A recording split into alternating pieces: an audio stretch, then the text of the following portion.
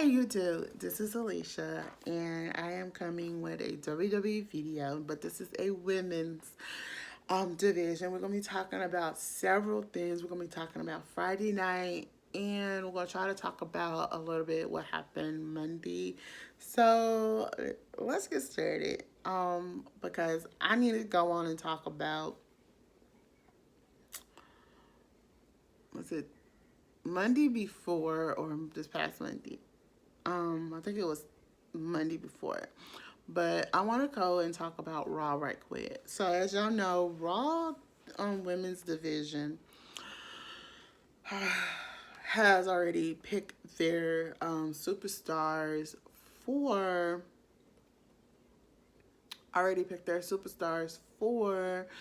Russ for Survivor Series. So they assist of Nia Jax and Shayna Baszler, Dana Brooks, and Mandy Rose. So you got them for it. So who was the fifth pick? Lana. So I'm going, what is the deal with Vince McMahon putting Lana, burying Lana for the past few weeks?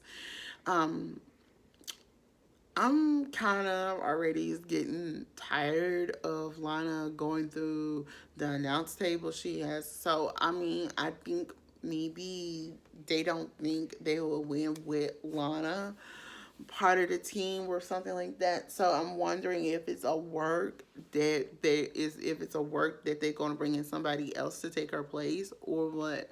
So we don't know. All right. So that is that. So, on Raw, okay, they can just pick people and go by it. So I haven't. So that's with Raw women's and men's team. Same thing. That's with the women's team.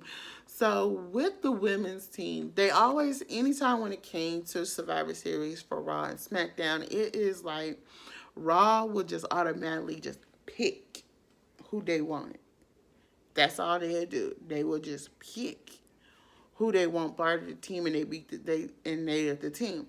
Now, when you see it, when you see SmackDown make their girls qualified. Now, I see something wrong with that because I feel like if SmackDown having their girls qualify, then why SmackDown can't do the same?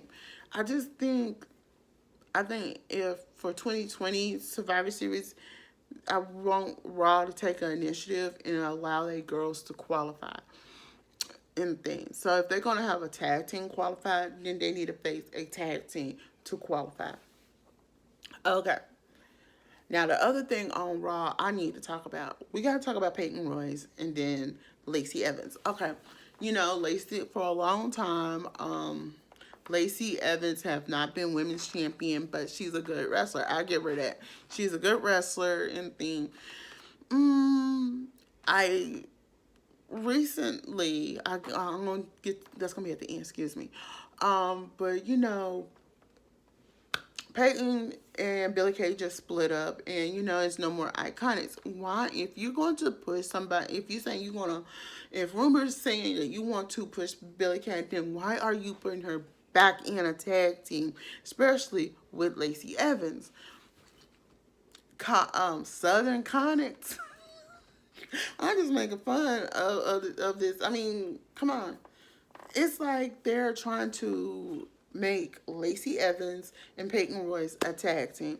Now, I think later down the line they would make a great tag team. But I mean, I'm just gonna say like this: if you're trying to push Peyton Royce to one day be a women's champion, this is not the way to go. If you want to push her as a future women's champion, you need to let her do her single run. And I know it's going to take time for her to get a single run, but I'm just saying, to me, I do think Peyton Royce is a good wrestler, but like I said in the last video, she needs to stay. Oh my God, let me see what's the word I'm looking for. When it comes to her entrance, she needs to stay with one entrance style and keep that one signature finisher and stick with that. and not have so many different things and think we need to see one thing and one thing only, and that's that. Okay, moving right along. So as y'all know, coming back to Lana, um, I'm gonna say this. Lana don't have nothing she can do right now. And so I feel like Lana has this multi-million-dollar contract. WWE do not want to get rid of her or let her be fire her or anything. I'm just saying. So if that is that, I always thought Lana has a mouth. I'm going to say this. Lana has a mouth. She could be a backstage commentator, or she could manage one of up and coming new wrestler. I could see Lana actually managing Garza, or see her managing up and coming females. So y'all, let me ask y'all this, and the question of the day right here is, out of everybody who deserves a valet or a manager, who would benefit more with having Lana in their corner? That's the question. All right, so now we're finna mosey on to, drum roll please, SmackDown. Yeah, SmackDown. Cause I didn't get to see NXT, so I'll come back at a later date and talk about them. So let's who we're gonna start off with? We're gonna start with the Raw SmackDown. Excuse me, SmackDown's qualifying match from this past week. So week before we had a triple threat qualifying match: Bianca Belair versus Billie Kay versus Natalia. All right, Bianca won. Okay, okay, so now look who's acting like they entitled, like they deserve to be in part of the Survivor Series. All right, it's Natty. So the guy who's been delivering some of the making the matches and thing, can you think of his name? I think his last name is, I can't think of his name, but he said, Natty, I do want you to be part of it. How about we just, he's like, was it seemed like it, like he was going to automatically just make her part of the team. All right, and like some women come in and say, so you have Ruby Riott come in. Oh, she deserves to be on the team. Then I deserve to be on the team. Then here comes Vega. And Vega making these little snarky comments. And I say, y'all, making these snarky comments about Ruby Riott's hair. Oh my God, I'm going to talk about that in a minute. But, and like, Natty said, I don't have to have something. She made the claim, I don't have to have anything handed to me. I like to earn everything I want. And then he said, okay, we'll have another triple threat match. It'll be you, Natty, versus Ruby Riott versus Zelina Vega. Y'all, it backfired in Natty's face. Oh my God, it was a good match. I will admit, it was a pretty good match. But I will say this. It was so tight. It was a good match, but Ruby Riott ended up winning in the long run. I just like, I say yes, finally she has made it to Survivor Series. 1 year she was out due to injury. 1 year she didn't make it. And I think this is a pretty good team that's coming. It's looking like it's going to be a pretty good team. I'm going to say this, and I'm going to say it like this. It looks like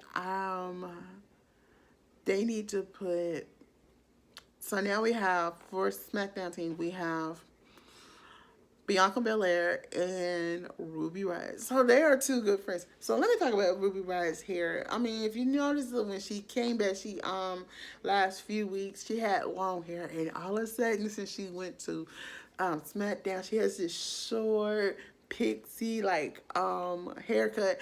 Mommy is feeling it. It's a little bit on the long side, but I'm okay with it. But I'm feeling it. It's green. It's something. I love it. Now, Now I'm gonna tell y'all who they got two so far. So they got to pick three more. So I will say, because I think they do have a pretty good amount of women over there on SmackDown. So I'll say some kind of way Natty will be part of it. I say Vega will probably be part of it, and I will also say Liv Morgan. I say those going to be the last three girls that's going to fill those last three spots for the Women's Survivor Series team. But let me hear from y'all. Who y'all think the last three spots are going to go to? Now, y'all, I don't usually talk about people's ring gear, but I need to talk about Natalia's because I feel like parts of her ring gear I liked it this week, but then certain parts I didn't like. Now, the parts that I liked the pink part and I liked the black. But where the orange come from? It's something different. I know some of us just haven't seen her in the black, pink, and orange. We always know Natty of doing the black, pink, and white and stuff because she's part of the Hart Dynasty and stuff like that. But I want to hear you. My opinion, it looked it okay, but something about the orange made it look off about the outfit. That's all, like off. Like the color made the outfit look off. So the next thing is, let me hear from y'all. Do y'all think the colors that was in Natty's outfit made it look awkward and off? So then we have, let's see what else. We had Sasha Banks Sasha Banks versus Bailey for the women's title belt. Now, so if you didn't watch, that was a pretty good match. Let's just say 1, 2, 3, 4, 5, 6, 7, 8, 9, 10. 10 snaps to that because that match was a pretty good match. Now, I thought this was going to be an hour-long match, but it wasn't. But it was a pretty good match, and that match reminded me of a match from back in the day. But it was just a good match. It was a good match and thing, y'all, because with this match, I just thought, okay, this is a pretty good WWE women's match. And I was just like, I enjoyed it and everything.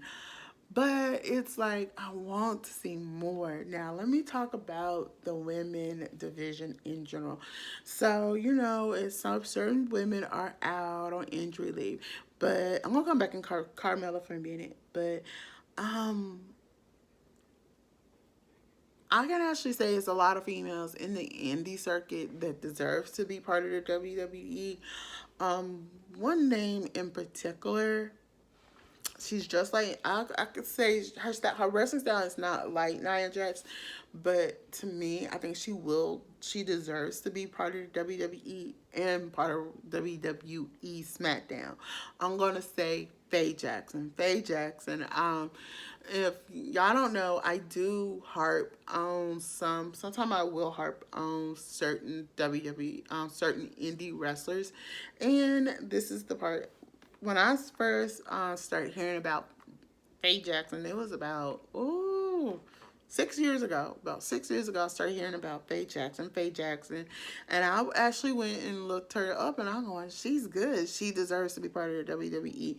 Will WWE take the initiative of hiring her? We'll have to see.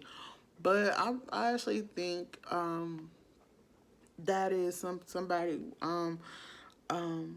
I would want to see. Let's see. But then let's talk about oh my God, it's a lot of things I want to talk about. But let's talk about Carmella right now because I want to talk about Carmella's finally not in ring debut, but appearance on the show this past Friday. Her appearance was okay. And I don't know if people will agree with me on this, and I want everybody to have an open mind. I thought her appearance was a breath of fresh air and everything. I thought she looked it nice and everything. But I was like looking at her, what she had on, her gear, what she had on, this red she had on. And I was like, and I said, her gear remind me of somebody that has something like this. And then I'm like, put my finger on it until this morning. And when I got up, and I said, Scarlet Bordeaux. Carmella's outfit reminds me of Scarlet Bordeaux. I want y'all to go and look at Scarlet Bordeaux's outfit and stuff, and then look at Carmella's. They look so similar. That is crazy. Now, a lot of people we haven't seen in a while, but I want to see a lot of. I think the women's division has a lot that they could do, and everything is just dealing with this Coro, let's just say Coro, and stuff that, excuse me, y'all, and we don't get to see a lot of some of the wrestlers now. My thing is now is Naomi is back on Raw, and I'm going to ask the question to y'all, and this is the biggest question of the day.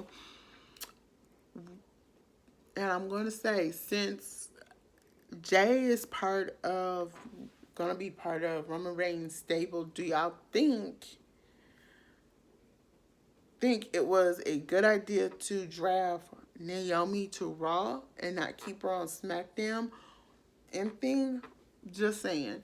And the other thing is, I want to come and talk about Tamina. Tamina is still on SmackDown. Let's just put it that way. Still on SmackDown. And my thing is like this. Do y'all think Tamina is going to have a fair chance when it comes down to it or not? So that is it for my women's wrestling talk today. I hope everybody enjoyed everything that I talked about.